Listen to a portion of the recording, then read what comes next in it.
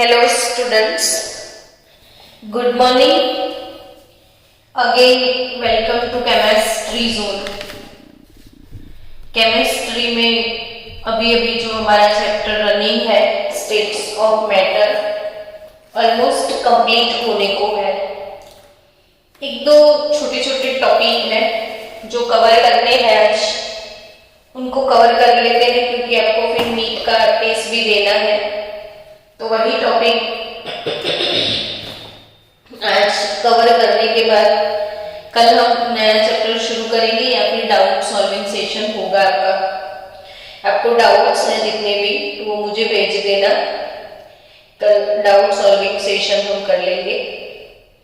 चलो आज का टॉपिक कौन सा है, कब से आप सोच रहे होंगे नहीं आज क्या पढ़ने वाले हो, तो लिक्विफेक्शन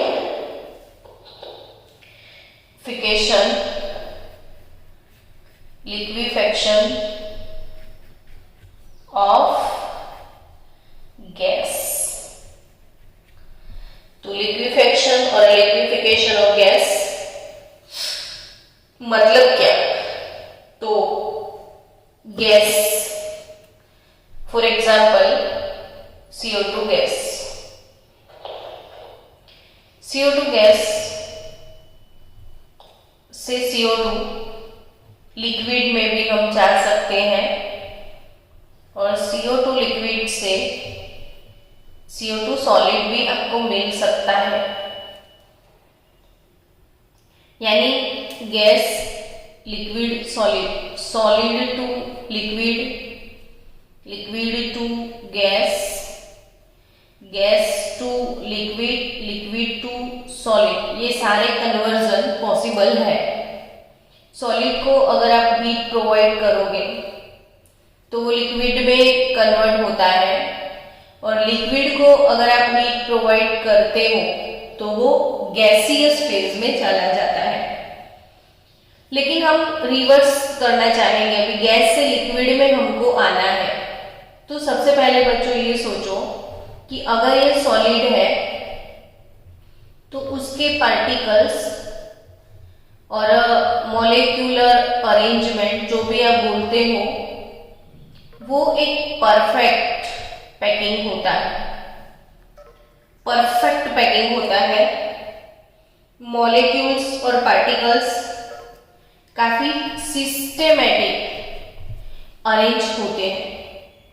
अब जैसे ही आप उसको टेम्परेचर प्रोवाइड करते हो तो 2 दिन से हम वही चीज सीख रहे हैं ना कि kinetic energy proportional to absolute temperature T।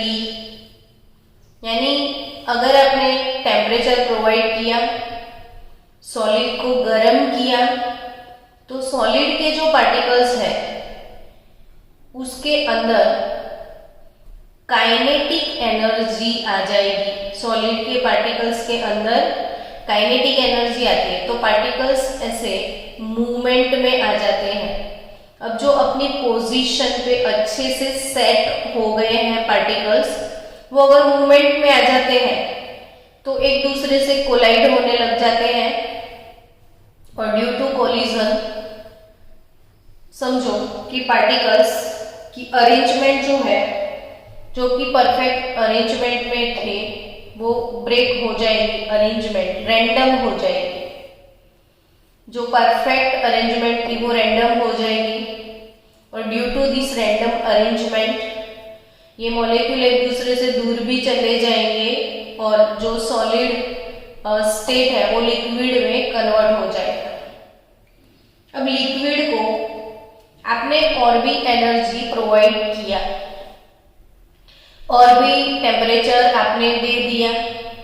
जितना टेम्परेचर प्रोवाइड करोगे उतना काइनेटिक एनर्जी इंक्रीज होता जाएगा और होगा क्या कि पार्टिकल जो है और भी रैंडम हो जाएंगे और भी बहुत ज्यादा मोशन में आ जाएंगे, बहुत दूर दूर चले जाएंगे और वो गैसियस फेज में कन्वर्ट हो जाएंगे। तो यहाँ माइंडसेट करने वाली जो बात है वो ये समझो बच्चों कि सॉलिड में पार्टिकल्स काफी क्लोज होते हैं, इसीलिए अरेंजमेंट परफेक्ट होता है।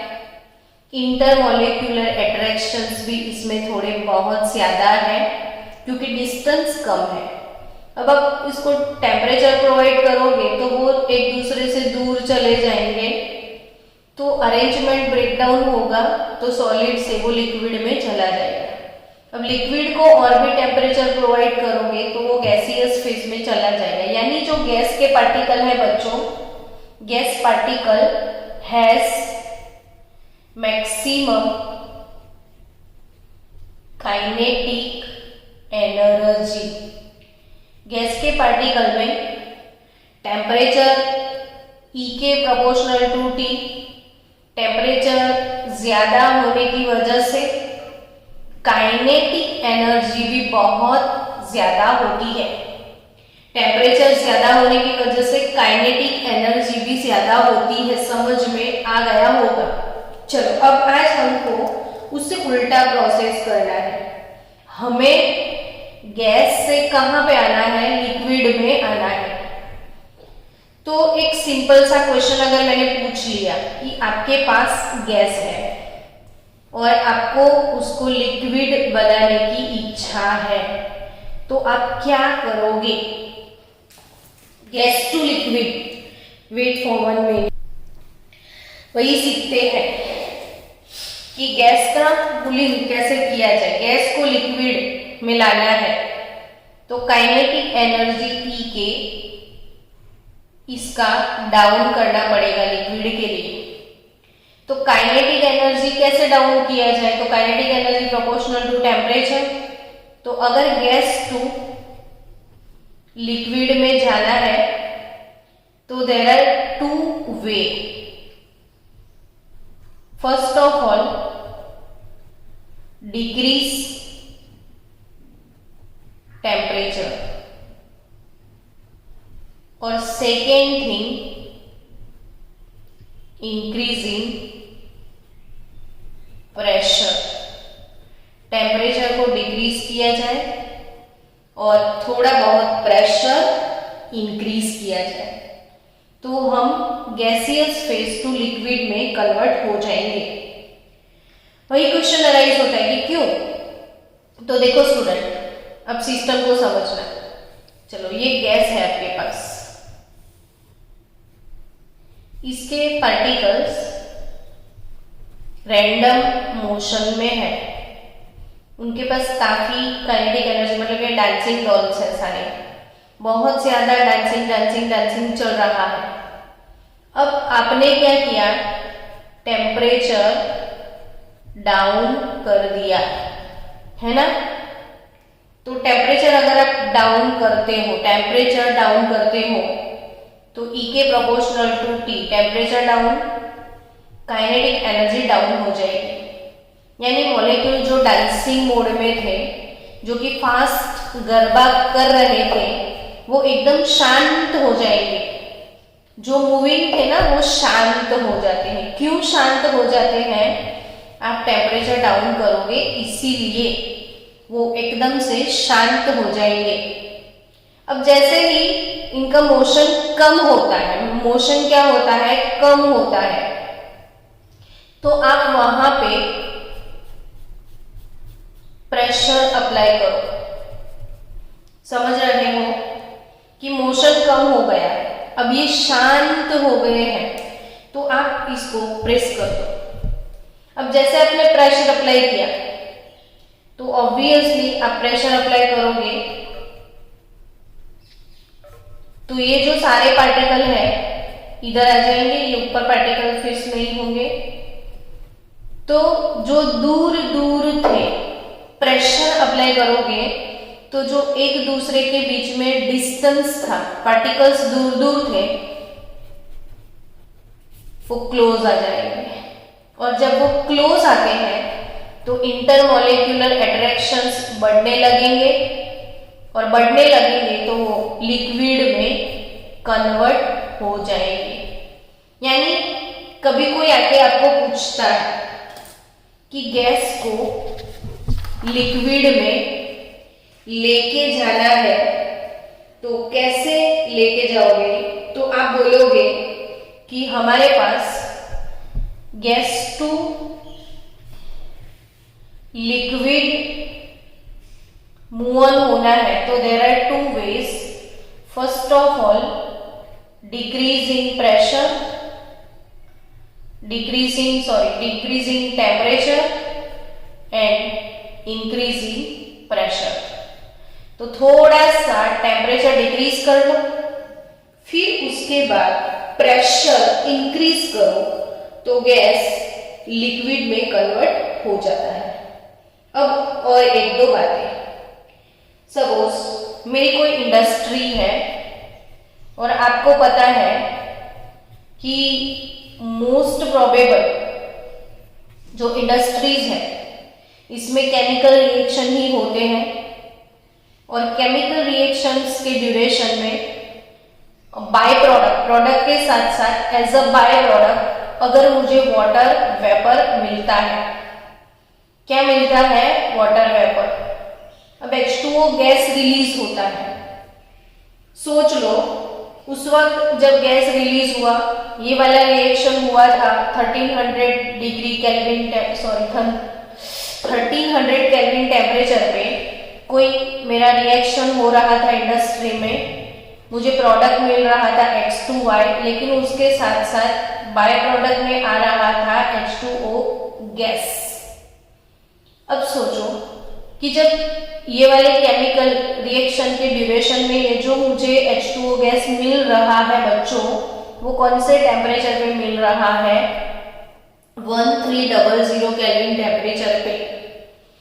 अब इतना टेम्परेचर वाला वाटर वेपर मैं एटमॉस्फेयर में फेंक नहीं सकती हूँ, क्योंकि ग्लोबल वार्मिंग का प्रॉब्लम हो जाएगा. तो मुझे एटमॉस्फेयर में इसको खुला नहीं छोड़ सकती मैं. तो मुझे करना क्या पड़ेगा? तो मुझे H2O गैस से उसको H2O लिक्विड में कन्वर्ट तो करना पड़ेगा ना, हाँ या ना? तो ऑब्वियसली आप बोलोगे हाँ.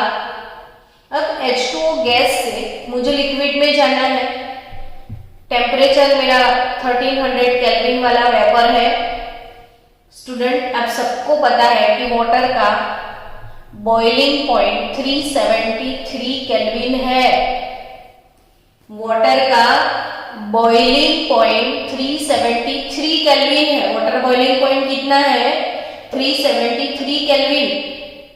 और उस वक्त आप मुझे बोलोगे कि कूल डाउन कर दो, तो 1300 केल्विन से टेम्परेचर मुझे 373 केल्विन पे लेके आना है, तब जाके मुझे वाटर, वो भी बॉइल वाटर मिलेगा. एकदम डाउन जाना है तो उससे भी कम टेम्परेचर पे मुझे लेके जाना पड़ेगा. तो सोचो कि आपको कोई चीज को कूलिंग करना है तो आप फ्रीज में रखोगे तो कितना इलेक्ट्रिसिटी कंज्यूम होता है.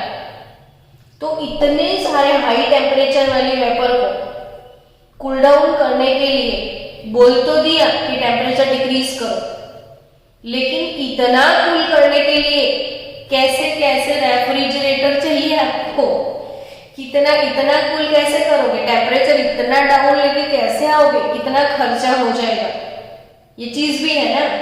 तो इसीलिए समझना है कि पूरा 1300 केल्विन से बिलो 373 केल्विन तक टेम्परेचर लाने की जरूरत नहीं है.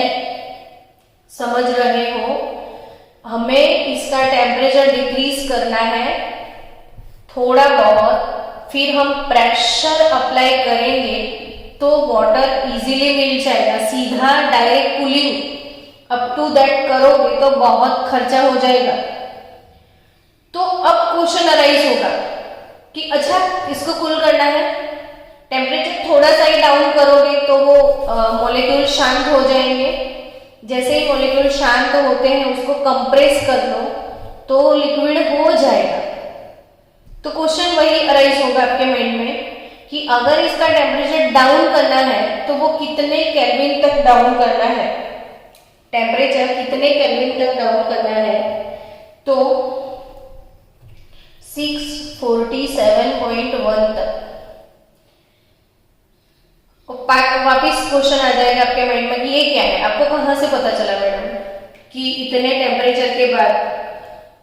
तो अगर आपने ये टेम्परेचर 1300 से लेके 647.1 तक इसको कूल डाउन किया तो चलेगा।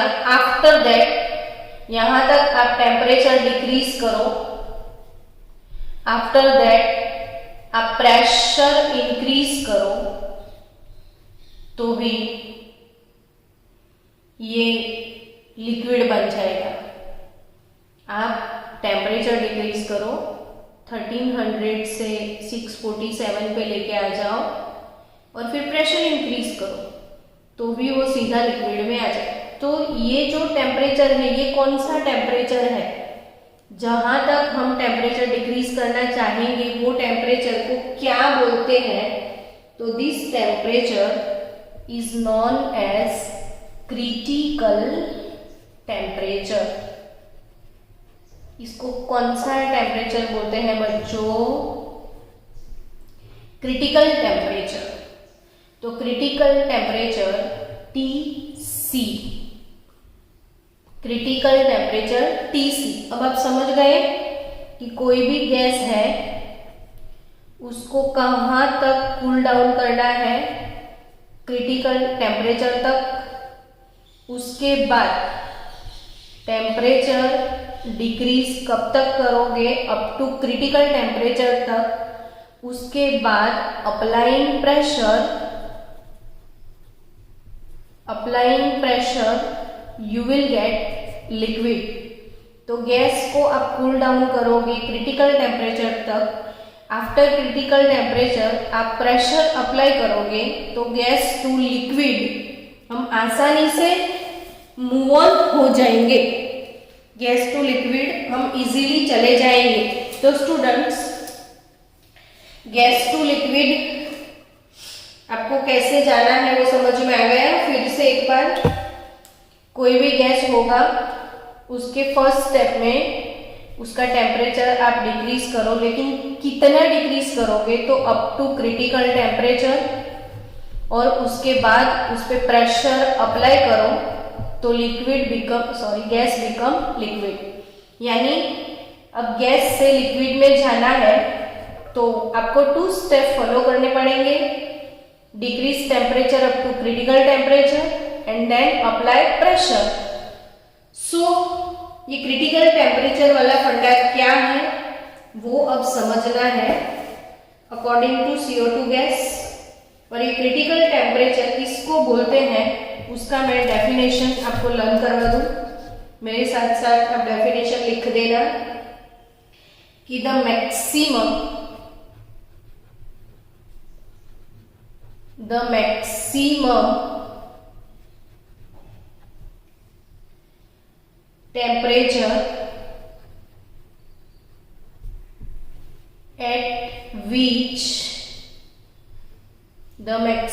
temperature at which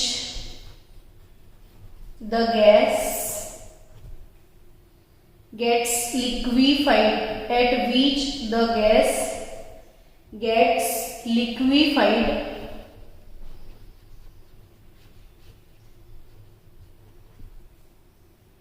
is known as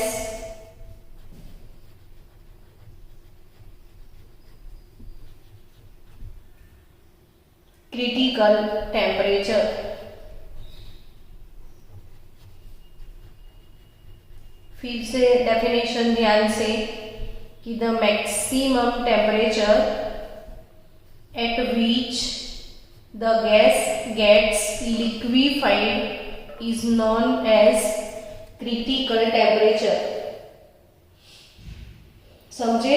critical temperature TC, critical temperature TC।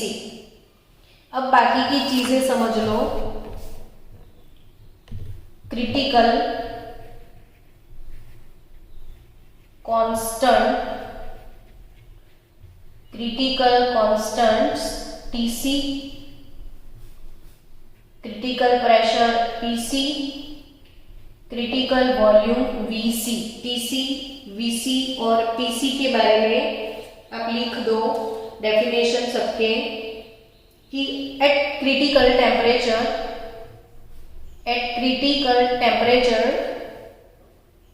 The pressure is applied on gas, the pressure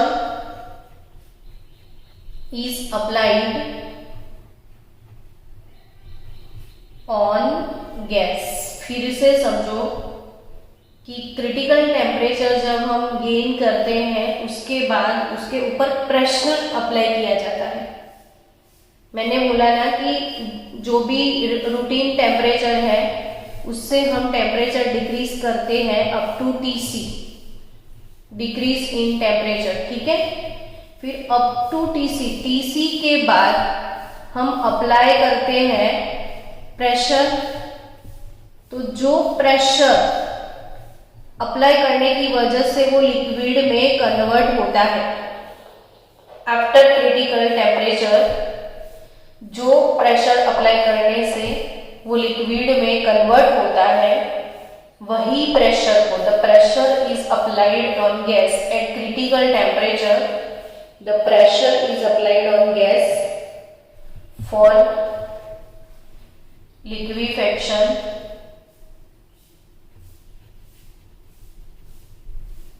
is called critical pressure PC। Clear? Critical temperature पे जो pressure apply किया जाता है liquefaction के लिए उसी pressure को हम बोलते हैं critical pressure PC। And next definition है क्रिटिकल वॉल्यूम VC। हमने ये डेफिनेशन सीखा क्रिटिकल प्रेशर के लिए, अब डेफिनेशन है क्रिटिकल वॉल्यूम के लिए। तो क्रिटिकल वॉल्यूम क्या होता है बच्चों कि at critical temperature and eight critical pressure, at critical temperature and critical pressure the volume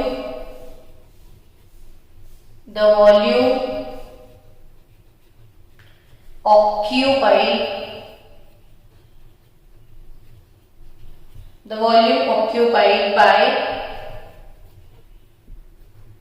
1 mole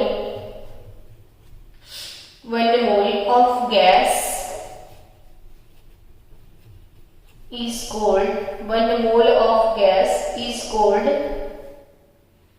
critical volume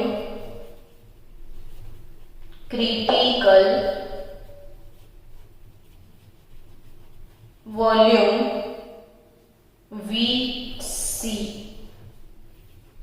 and this state यानी कि PC, VC, TC and this state is called critical state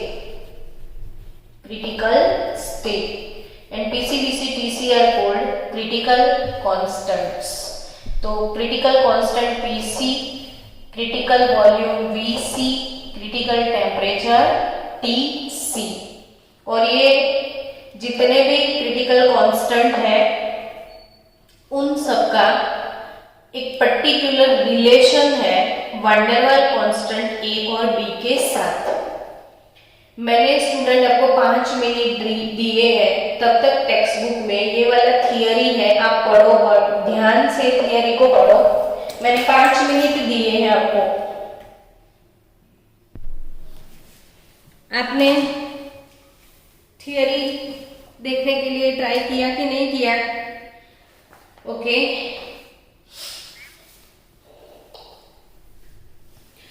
तो बच्चों ये critical constant जो है PC, VC और TC उसका relation van der Waals constant के साथ जो है वो आपको कॉम्पिटिटिव लेवल के लिए याद करना है।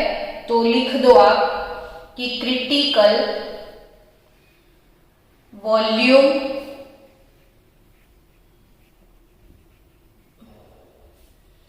VC is equal to 3B। हाँ बोलो। Okay, critical volume VC is equal to 3B। A and B van der Waal constant ये पता है ना आपको, A and B are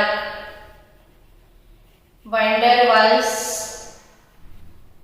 constants, और van der Waal constant A and B और critical constant TC VC and TC का रिलेशन आपको याद रखना है नीट के लिए। PC का वैल्यू है A by 27B square, A by 27B square, और TC जो है क्रिटिकल टेम्परेचर वो है 8A upon 27 RB, 8A upon 27 RB। समझ रहे हो बच्चों, 8A अपॉन 27 RB। तो आपको याद रखना है कि VC का रिलेशन B के साथ, VC is nothing but 3B, PC is nothing but A over 27B square, और TC 8A upon 27 RB। R gas constant, gas constant पूरा थियरी पढ़ चुके हो ना आप, R के different values and unit. Students, तो what do you say about PC, VC upon TC? तो PC VC upon TC, PC A upon 27B square, VC 3 into B upon TC 8A 27 R into B। So 27 cut, B square cut, तो क्या बचा? तो AB cut, तो 3/8 R। तो PC VC upon TC का value जो है, PC VC upon TC का वैल्यू कितना मिलेगा आपको? 3/8 R। Done, 3/8 R done. और मैंने आपको एक डेफिनेशन पहले भी सिखाई थी, बॉइल टेम्परेचर। बॉइल टेम्परेचर ये फिनोमिना मैंने कब सिखाई थी? तो effect of temperature on real gas वाला जो टॉपिक पढ़ा था तब, कि specific temperature at which gas follows Boyle's law. जिस टेम्परेचर पे गैस बॉइल्स लॉ फॉलो करता है उसी टेम्परेचर को हम बॉइल टेम्परेचर बोलते हैं। और boil temperature TB is nothing but, boil temperature TB is nothing but A over RB, A over RB। तो what is boil temperature TB? और मैंने सिखाया था कि नाइट्रोजन गैस जो कि रियल गैस है वो 10 केल्विन 332 केल्विन, और हाइड्रोजन गैस इसका बॉइल टेम्परेचर एम्बुलेंस 108 केल्विन। तो 332 केल्विन पे नाइट्रोजन गैस बॉइल्स लॉ को फॉलो करता है, और 108 केल्विन टेम्परेचर पे hydrogen gas Boyle's law follow करता है और वो आइडल गैस बनता है।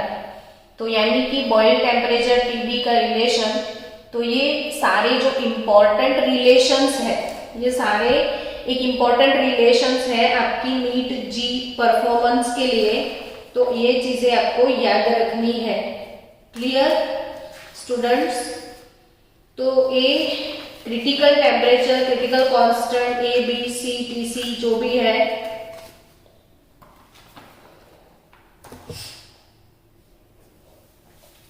चलो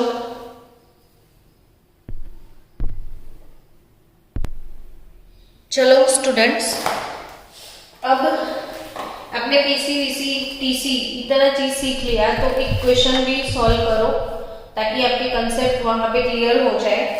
तो लिखो मेरे साथ एक क्वेश्चन कि for water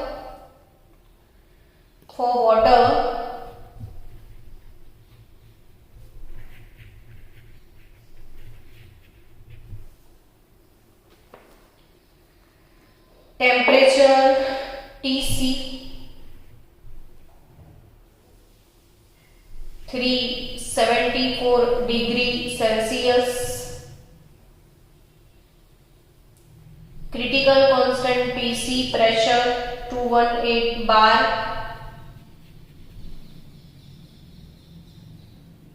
and volume VC is equal to 0.0566 liter per mole. Then calculate A, B and R.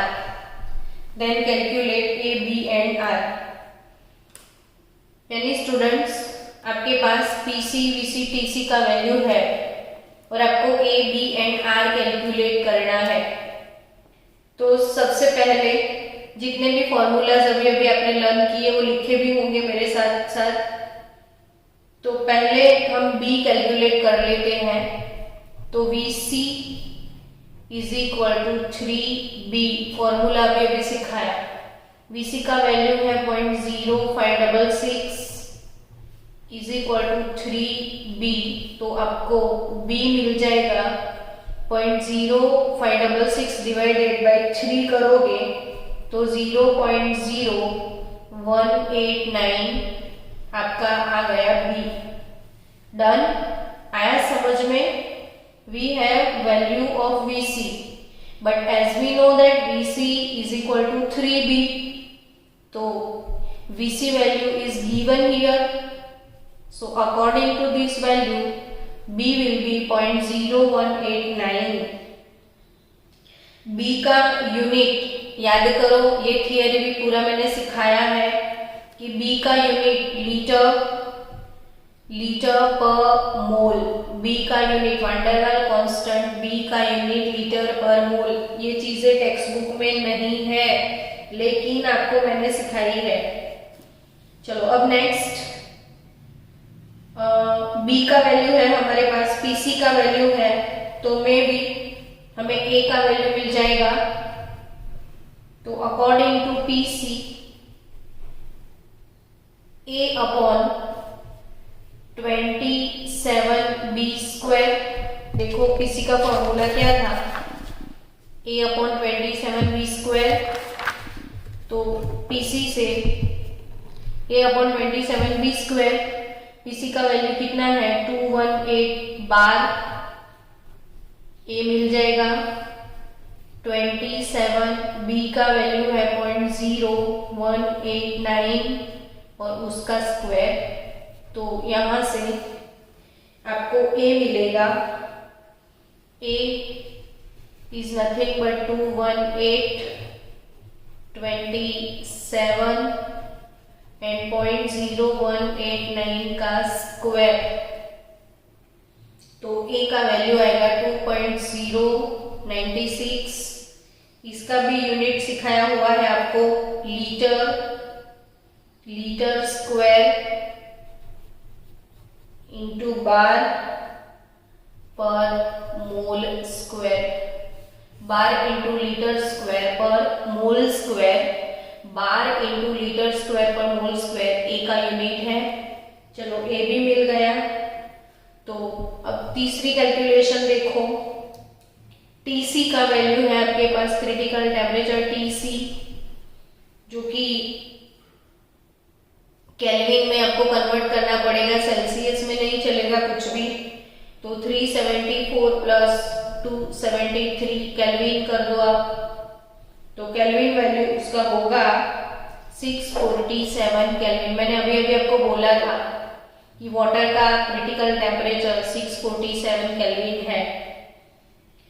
तो TC का वैल्यू क्या था, 8A upon 27 RB, 8A upon 27 RB। तो व्हाट इज R हियर, तो 8A upon 27 TC into B, सारी value आप input कर दो तो यू विल गेट 0.05086 लीटर बार पर केल्विन पर मोल। तो R का वैल्यू आप ऐसे निकाल सकते हो। तो वाटर के लिए PC, VC, TC, R, मतलब अगर कुछ आपके पास क्रिटिकल कॉन्स्टेंट्स हैं तो आप A और B का वैल्यू कैसे निकाल सकते हो ये मैंने सिखाया। तो आपको क्रिटिकल कांस्टेंट के सबके फॉर्मूलाज याद रखने हैं। अब और एक इम्पोर्टेंट चीज आपको बता दूं मैं कि क्रिटिकल टेम्परेचर और बिलो क्रिटिकल टेम्परेचर अगर आप प्रेशर अप्लाई करोगे तो लिक्विड हो जाएगा। वो ग्राफ सीखेंगे तब मैं सिखा दूंगी, लेकिन अभी के लिए याद रखना कि अगर आपके पास हीलियम और हाइड्रोजन गैस है, हीलियम और हाइड्रोजन, तो हाइड्रोजन का क्रिटिकल टेम्परेचर 33.2 केल्विन है और हीलियम का 5.3 केल्विन है।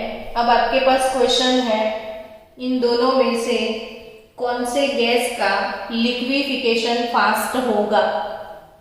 तो आपको याद रखना है बच्चों कि जिसका क्रिटिकल टेम्परेचर वैल्यू लार्ज होगा, जिसका क्रिटिकल टेम्परेचर वैल्यू हाई होगा, उसका लिक्विफिकेशन पहले होगा। यानी हाइड्रोजन और हीलियम दोनों गैस मिक्स किए हुए हैं तो प्रेशर अप्लाई करने से पहले लिक्विफिकेशन हाइड्रोजन का होगा, क्योंकि हम टॉप टू बॉटम धीरे धीरे हाई टेम्परेचर टू डिक्रीज होते हुए नीचे आएंगे। तो 5.3 बहुत नीचे होगा, 33.2 ऊपर होगा। तो पहले 33.2 ऑक्टेन होता है। तो यानी क्रिटिकल टेम्परेचर, जिसका हाई क्रिटिकल टेम्परेचर अगर वैल्यू हाई है तो लिक्विफिकेशन फास्ट होगा। जिसका क्रिटिकल टेम्परेचर ज्यादा होता है उसका लिक्विफिकेशन पहले होता है। तो जो सारी नीट की चीजें हैं वो मैंने आपको बोल दी है। अब थोड़ी बहुत छोटी छोटी चीजें बची हुई हैं वो हम सीखेंगे धीरे धीरे जैसे टाइम होता है। चलो